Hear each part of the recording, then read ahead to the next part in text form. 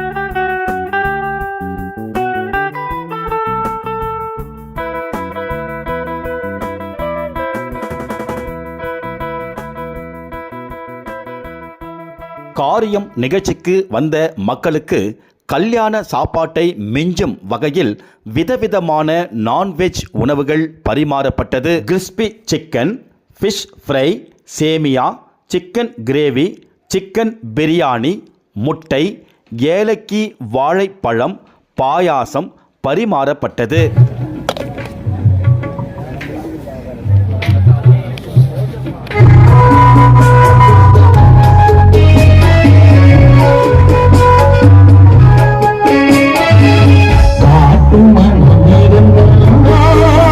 Thangavayal communist இயக்கத்தின் போர் வாளாக திகழ்ந்த அந்துராஜ் இதே செப்டம்பர் மாதம் 8ஆம் தேதி திடீரென காலமானார். தங்கச்சுரங்க தொழிலாளியாக பணியாற்றிய இவர் செங்கொடி இயக்கத்தின் போர் படை தளபதியாக இறுதி மூச்சு வரை பணியாற்றி வந்தவர். கடந்த 40 ஆண்டுகளுக்கும் மேலாக தங்கவயலில் அரசியல் சமூக பணிகளில் தீவிரமாக ஈடுபட்டு வந்தார். இவரது படத்திறப்பு மற்றும் சிலை திறப்பு நிகழ்ச்சி தங்கவயல் நார்த் கில்பர்ட்ஸ் பகுதியில் நடந்தது. பேனர்கள், கட் அவுட்டுகள், ஒலிபெருக்கிகள் என்று ஊரே திரும்பி பார்க்கும் வகையில் இந்த காரியம் நிகழ்ச்சி நடத்தப்பட்டது. யாரையா அந்த பிள்ளைங்க இப்படி செய்யறாங்க, யாரையா அந்த பிள்ளைங்க இப்படி செய்யறாங்க, இதுவரைலாம் நான் என் சர்வீஸ்ல இந்த மாதிரி பேனர் கட்டி ஒருத்தருக்கு வந்து காரியம் செய்யறாங்கன்னு சொன்னா இந்த பிள்ளைகளுக்கு நன்றி சொல்றேன். யாரும் செய்ததே இல்ல, யாரும் செய்ய போறதும் இல்ல. இப்படி ஒருவன் பிறந்ததும் இல்லை, இனியும் ஒருவன் பிறப்பதும் இல்லை. அவர் தான் அந்துராஜ். அவருக்கு கோடி கணக்கில் காசு கொடுத்தா கூட கோடிய வேற கோடி பிடிக்க மாட்டாரு, 2 கோடி தான் பிடிக்குவாரு.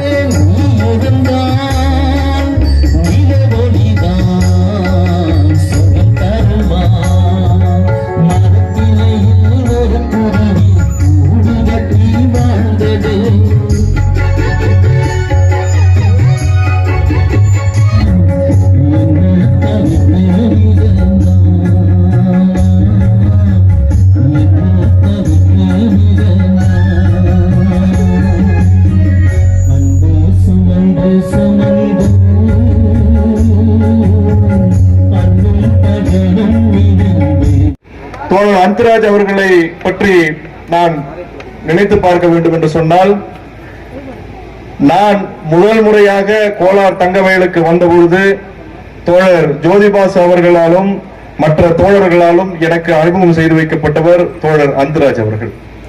என்னை எப்ப பார்த்தாலும் முதல்ல என்ன பண்ணுவார்னா, கூப்பிட்டு பக்கத்துல இது பண்ணி தாரையை பிடிச்சி கொஞ்சம் முத்த வைப்பாரு.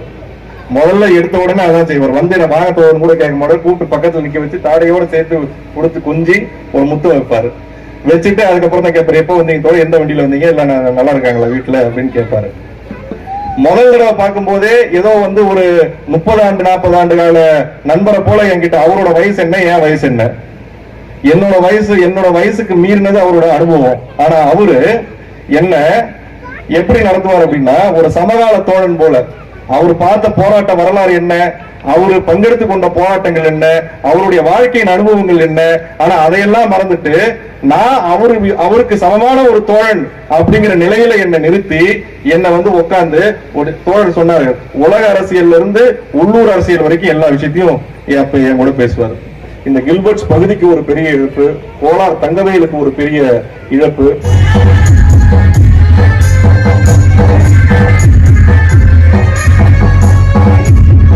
தங்க சுரங்கத்துக்குள்ள போயிட்டு அங்க இருக்கக்கூடிய மண்ணு பாறைகள்லாம் அங்க ட்ரில் பண்ணிட்டு அங்க வந்து பிளாஸ்ட் அடிக்கணும். அந்த ட்ரில் பண்ணக்கூடியது ரொம்ப முக்கியம். அதை வந்து மேல 60 டிகிரியில் அடிக்கணுமா, 30 டிகிரியில் அடிக்கணுமா, 90 டிகிரியில் அடிக்கணுமா, அது ரொம்ப டெக்னிக்கலான ஒரு விஷயம். அந்த வேலையை செஞ்சவர் தோழர் அந்துராஜ்.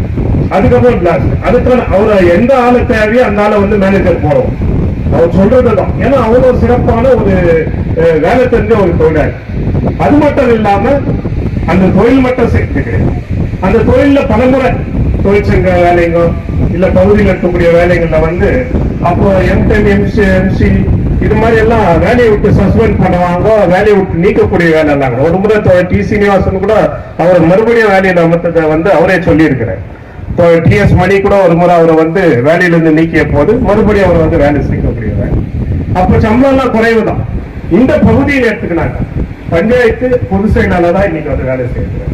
பஞ்சாயத்துல பல விஷயங்கள், பல பஞ்சாயத்துகளை வந்து நின்று பேசுவார். அவருக்கு இருக்கக்கூடிய ஒரு நல்ல குணம் என்னன்னா வெளிப்படையா பேசுவேன், முகதாட்சணம் இல்லாத பேசுவேன். பஞ்சாயத்துகள் அப்போ ஒரு நல்ல தீர்ப்பு வரக்கூடிய ஒரு வாய்ப்புகள்லாம் இன்னைக்கு கிடைக்கக்கூடிய வேலை இந்த பகுதியில கூட தந்திருக்கிறத பார்ப்போம். அதே மாதிரி தொழிற்சங்க வேலை, கட்சி வேலைனாக்கா அவருடைய ஆரம்ப காலத்துல இருந்து டிஎஸோட நெருங்கிய பழக்கப்பட்டது. மார்க்சிஸ்ட் கம்யூனிஸ்ட் கட்சியில அவர் கிளை செயலாளராக வேலை செஞ்சிருக்கிறார்.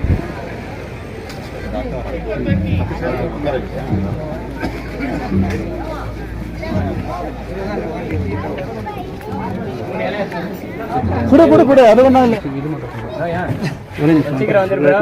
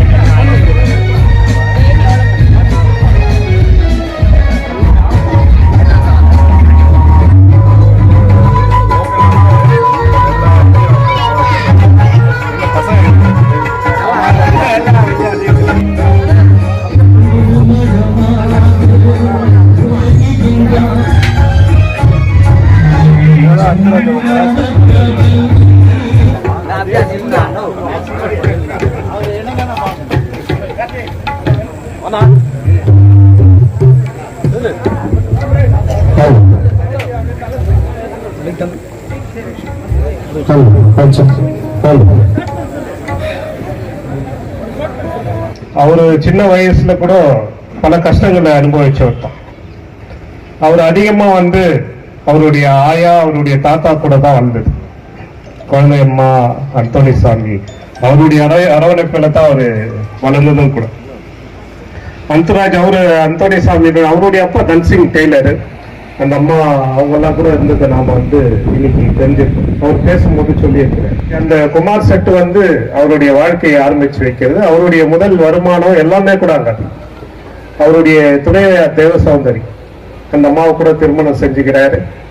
அதுக்கப்புறம் அவருடைய குடும்ப வாழ்க்கையில இன்னைக்கு அருமை சகோதரர் ஸ்ரீதர் சொன்ன மாதிரி 4 ஆண் பிள்ளைகள், ஒரு பெண் பிள்ளையை இன்னைக்கு ஒரு நல்ல நிலையில இந்த சமுதாயத்துல இன்னைக்கு தலை நிமிர்ந்து செஞ்சுதான் அவர் அவங்கள விட்டு போயிருக்கிறத நாம இன்னைக்கு பார்க்கணும். அந்த வகையில பார்த்தா ஒரு சாதாரண தங்கச்சுரங்க தொழிலாளி, நமக்கெல்லாம் அடித்தளமே தங்கச்சுரங்க தான்.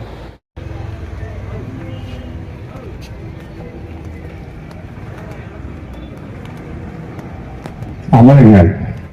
என்ன ஒண்ணுன்னா, தங்க வயலில பெரிய தலைவர்களெல்லாம் இறந்துட்டாங்க, மறைஞ்சிட்டாங்க. யாருக்குமே மைன்ஸ் ஏரியாவில இருந்து சிட்டி ஏரியா மட்டும் பேனர் கட்டி ஒரு காரியத்தை உருவாக்குனாங்கன்னு சொன்னா அவங்க பசங்களுக்கு நன்றி சொல்றான்.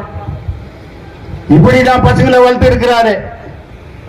அன்னையிடம் அன்பை வாங்கலாம், தந்தையிடம் அறிவை வாங்கலாம், இரண்டும் இருந்தால் பேரை வாங்கலாம், பேரை வாங்கினால் ஊரை வாங்கலாம். அவன் தான் பிள்ளை. இதுவரைலாம் நான் என் சர்வீஸ்ல இந்த மாதிரி பேனர் கட்டி ஒருத்தருக்கு காரியம் செய்யறாங்கன்னு சொன்னா இந்த பிள்ளைகளுக்கு நன்றி சொல்றேன். யாரு அந்த பிள்ளைங்க இப்படி செய்யறாங்க? யாரும் செய்ததே இல்லை, யாரும் செய்ய போறதும் இல்லை. இப்படி ஒருவன் பிறந்ததும் இல்லை, இனியும் ஒருவன் பிறப்பதும் இல்லை. அவர் தான் அந்தராஜ். அவருக்கு கோடி கணக்கில் காசு கொடுத்தா கூட கோடியை வேற கோடி பிடிக்க மாட்டாரு, 2 கோடி தான் பிடிக்குவாரு. நீங்க எல்லாம் பரவாயில்ல அப்படின்னால என்ன விரும்பிக்கிறேன்.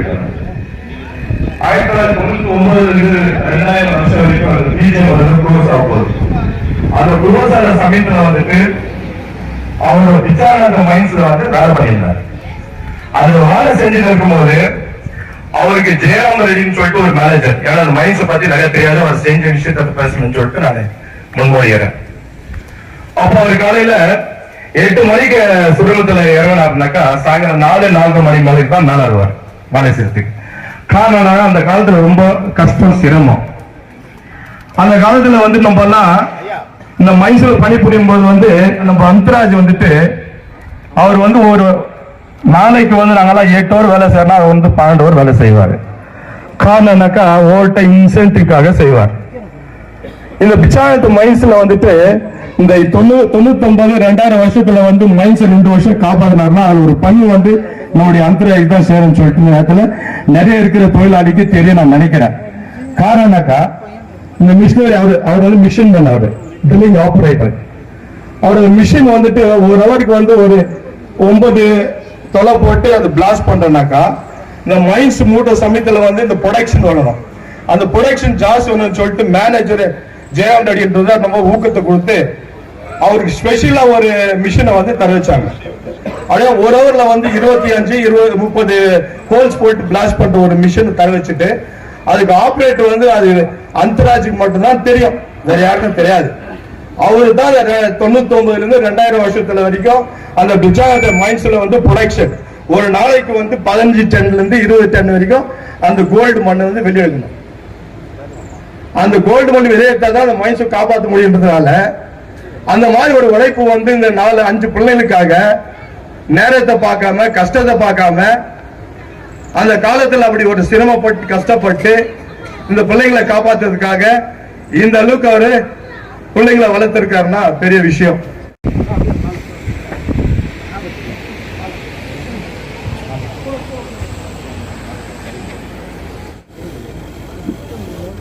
சீப்பு பேனெல்லாம் பக்கத்தில் வச்சு